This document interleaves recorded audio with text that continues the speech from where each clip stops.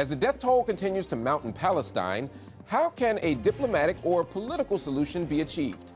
And has the West helped or hindered efforts to end the conflict? We'll ask the former French ambassador to both Israel and the United States, Gerard Araud, in an Upfront special.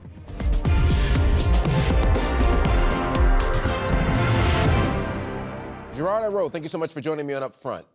Mr. Araud, until very recently, French President Emmanuel Macron was one of the only Western leaders to call on Israel to actually agree to a ceasefire in Gaza, saying that there was, quote, no justification for attacking civilians.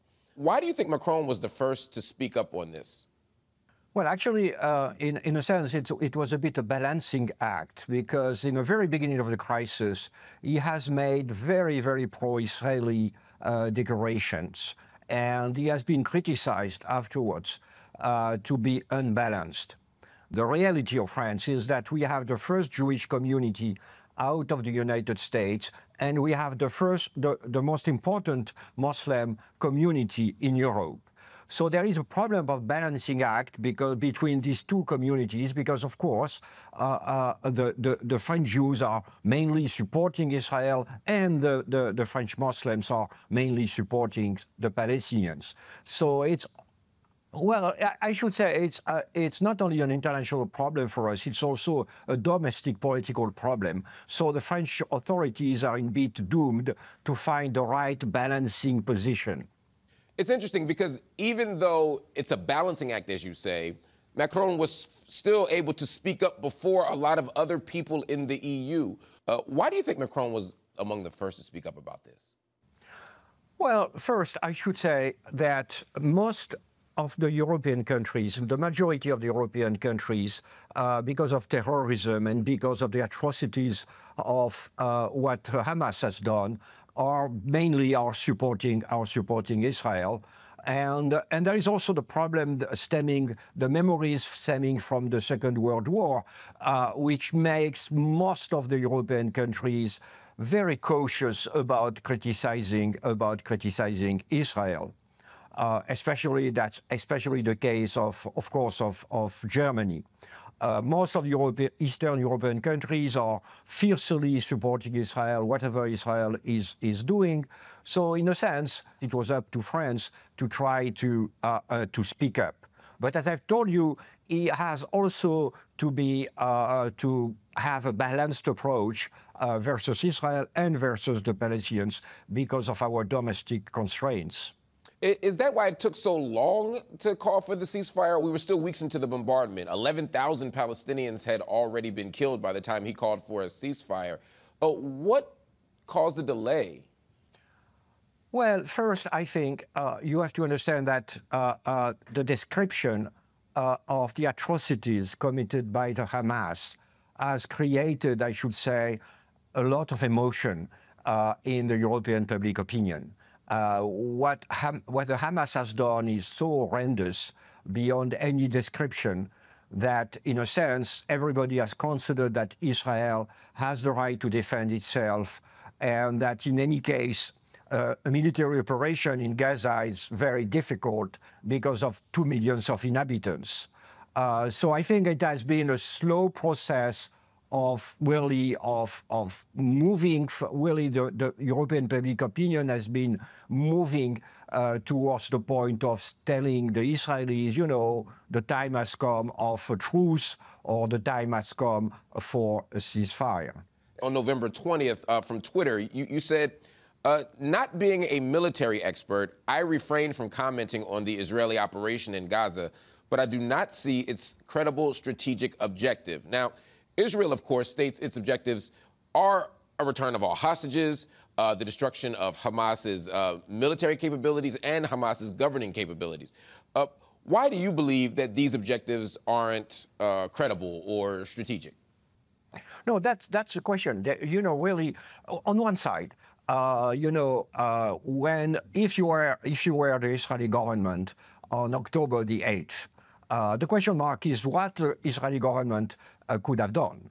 And it was not going to negotiate. What would have been your advice?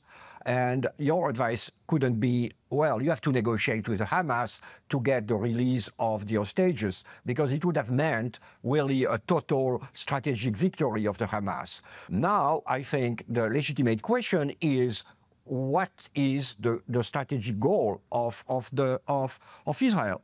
Because, you know, Israel can kill us and actually is killing some Hamas chiefs.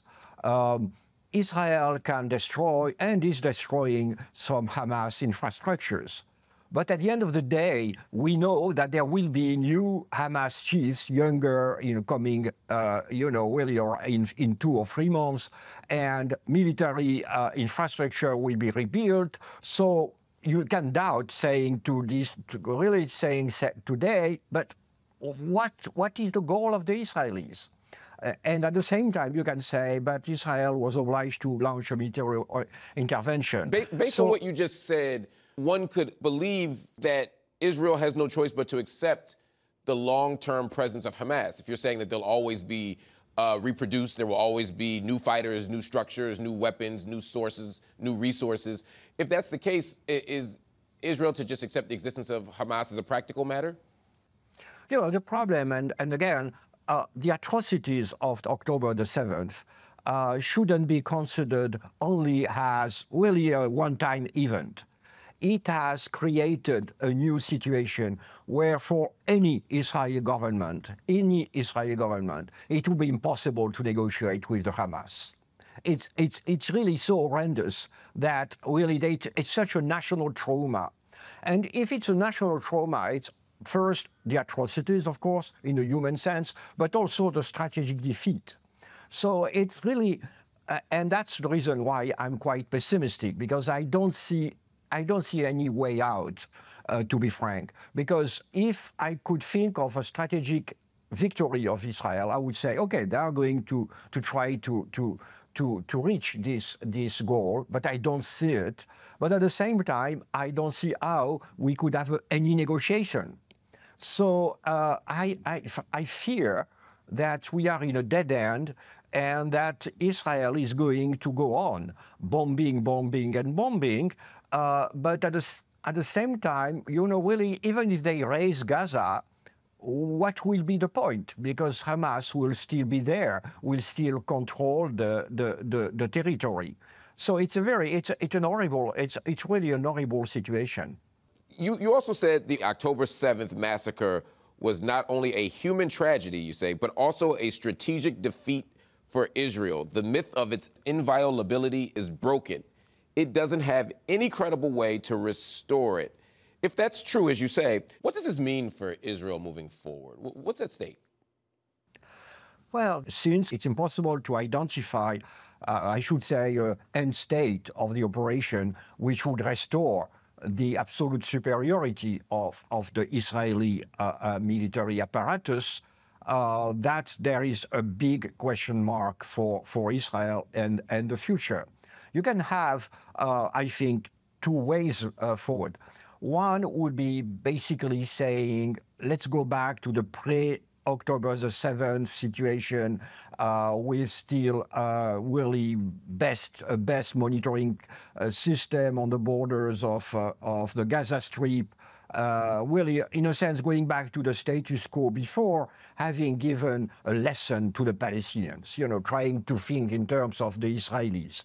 In a sense, what they did in Lebanon in 2006, you remember, it was, you can make a comparison, because the Hezbollah had a success, really an expected success, killing, I think, 8 Israeli soldiers. The Israelis really invaded Lebanon. There was no identifiable objective, but at the same time, the destruction was such that Nasrallah, the head of the Hezbollah, was obliged to apologize to the Lebanese. And I'm sure that it's a strong element today for the Hezbollah not to intervene, not to bring back the destruction upon the Lebanese population. So maybe that's what the Israelis are trying to do, really making the population of Gaza suffer so much that next time, I think the people will tell Hamas never again. That's maybe an explanation. I should say, in a sense, I think it's the most likely outcome of this crisis. And there will be a second way forward, which will be a negotiation, but towards the two-state solution. But negotiating, you need two sides. And as I've said, there is no Palestinian side because the Palestinian Authority is totally discredited. It has not faced elections since 2006, and the Hamas, after what it has done, is not acceptable. But on the Israeli side, neither you don't have a side for negotiation because the far-right government, the Israeli far-right government, is totally against the idea of creating a Palestinian state, and actually it was in the process and is in the process of annexing the West Bank. Last week, Prime Minister Benjamin Netanyahu met with members of his party, and reportedly he stated, quote, "I am the only one who will prevent a Palestinian state in Gaza and the West Bank after the war." This, of course, is contrary to the U.S. and EU positions, which have strongly advocated for a two-state solution. Do you believe the U.S., the EU, or other Western countries have the clout to pressure Israel into a political resolution with Palestinians as long as Netanyahu remains in power? No, I think it's, that was the point I was making. Both sides are today unable to go to peace by themselves. As I've said, no Palestinian leadership. And on the other side, you have an Israeli far-right government. And it's not only the question of Netanyahu himself, because you can conclude that Netanyahu is politically dead after what happened on October the 7th. But what I would think is what matters less than the government in Jerusalem is the Israeli public opinion. Because the majority of the Israeli public opinion, I think, is, the Israelis are not looking for peace. They are looking for security. Because because of the tragic history of the Jewish people, even if you can say, but Israel is a security superpower in the Middle East, actually, these people are really deeply insecure. And they are totally convinced that actually the Palestinians want to kill them, to expel them. And of course, after October the 7th, it has reinforced their insecurity. So what you have to do is to convince the Israeli public opinion that actually if there are two states, it will be more peaceful and more secure for them. So since everything is blocked between both sides, I think it will be very important if the Arab countries, but also the EU and the United States, really try to convince the Israelis that actually they can move forward. And so we need a strong involvement of the international community. And it's not a question of pressuring, because, putting pressure on Israel never works. The Israelis are ready to resist to pressure if they consider that their security is at stake. And on the American side, more than I do the US, it's not in an electoral year that you are going to see the United States twisting the arms of the Israelis. Even out of an electoral campaign, I doubt they will ever do it, but in an electoral campaign, forget it.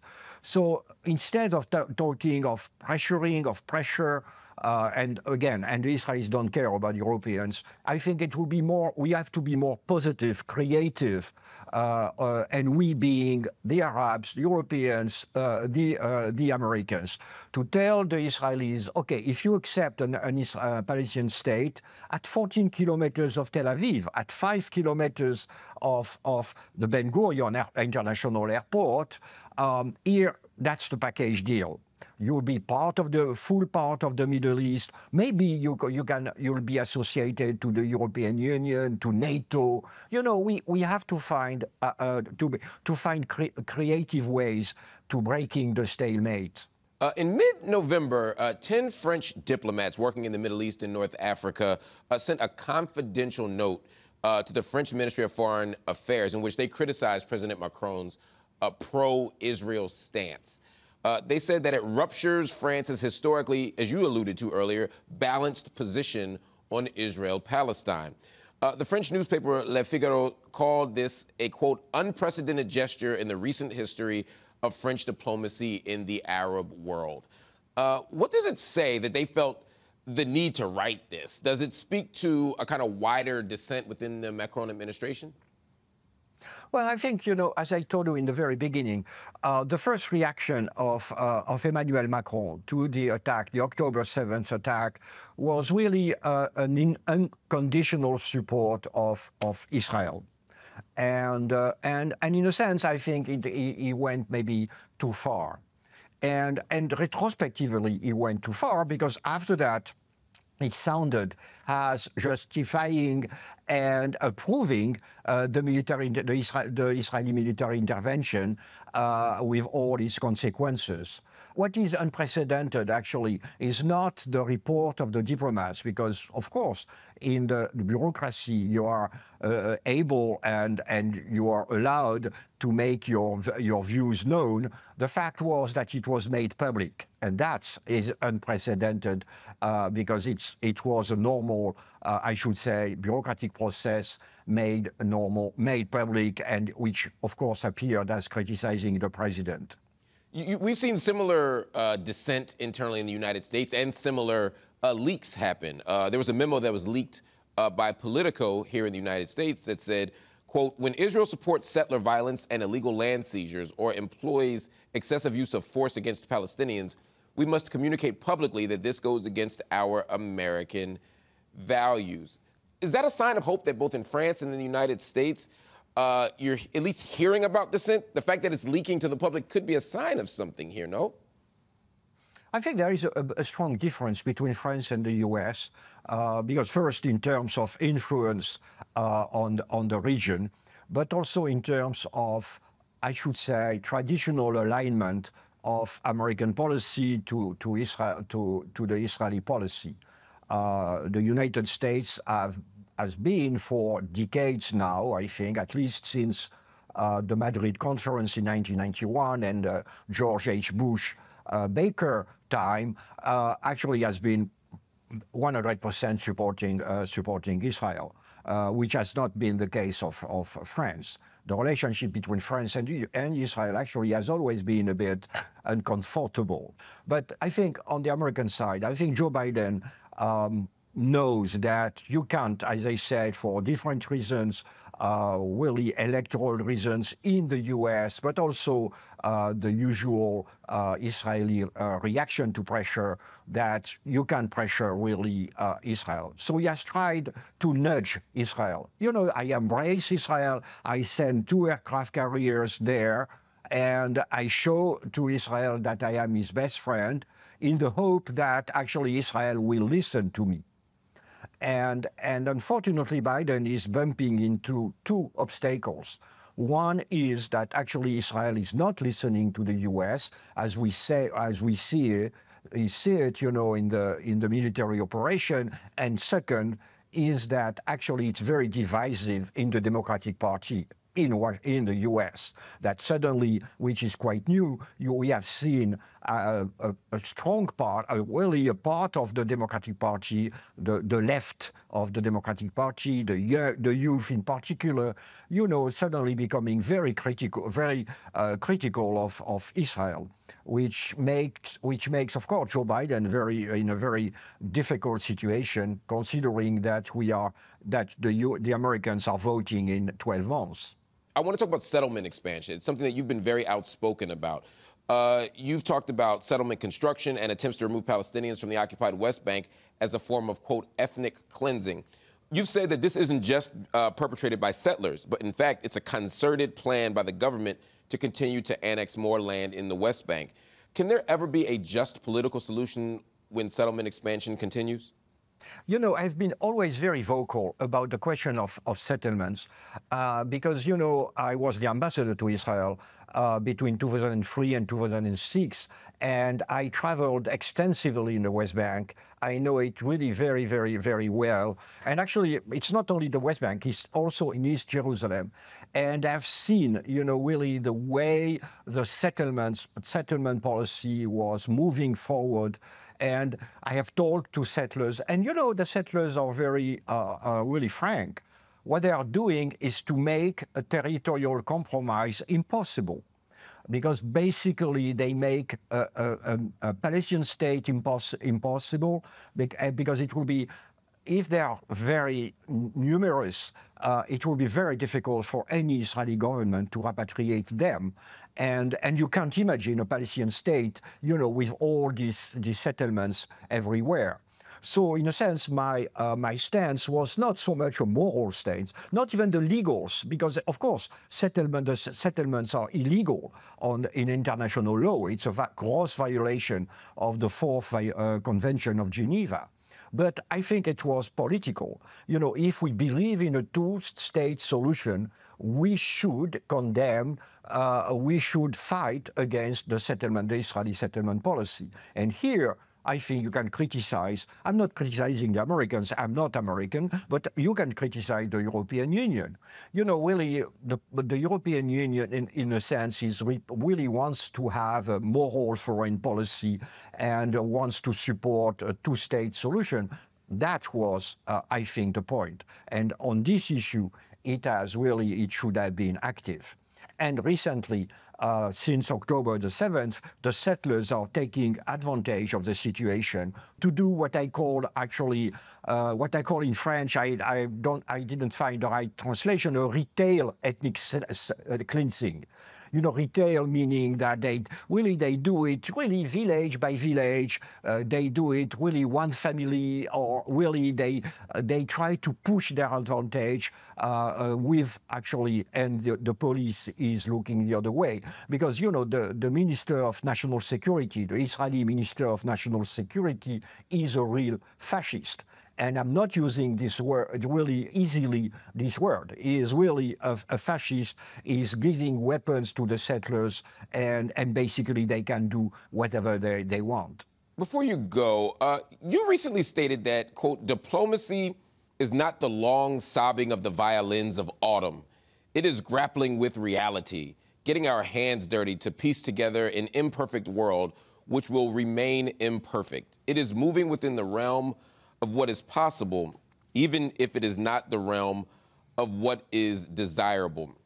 I was struck by it and wanted to know, what does this mean as a matter of practice? What does this mean specifically in the context of Gaza and Israel, or Israel and Palestine more broadly? You know, it's exactly, you know, really, it's funny that you read it and you translated it. Actually, the first part is a verse of poetry, and which was used to announce the D-Day to the French resistance on the British radio. More seriously, really, for instance, you know, when you told me why don't we put, you know, the US and Europe put pressure on the Israeli government, I think as a diplomat, my reaction was a sort of realistic reaction, which may have surprised the common man, the man in the street, really saying, what is the real world? The real world is, first, the Americans are not going to do it, and secondly, Israel is not going to cave in, you know, really. So I was trying to find something practical by telling you what is important is to try to convince the Israeli public opinion. So it's to take into account what is possible. And again, you can say, but it's in a sense, it's unfair that why the U.S. wouldn't twist the arms of the Israelis. Yes, it's unfair, but life is not a fair place. That's the reality. And so that's the way of, as an expert, trying not to express my opinion, but really saying to the people, I'm very active on the French media, and very often I'm criticized for that, saying, okay, I understand. You know, really, for instance, of course, Ukraine has to win the war because Ukraine was the victim of an aggression. But unfortunately, there is a real world. So what is possible? And so that's what I'm trying to do in the most my modest way. Thank you, sir, for your time. Appreciate you joining us on UpFront. Thank you very much. Bye-bye. All right, everyone, that is our show. UpFront, we'll be back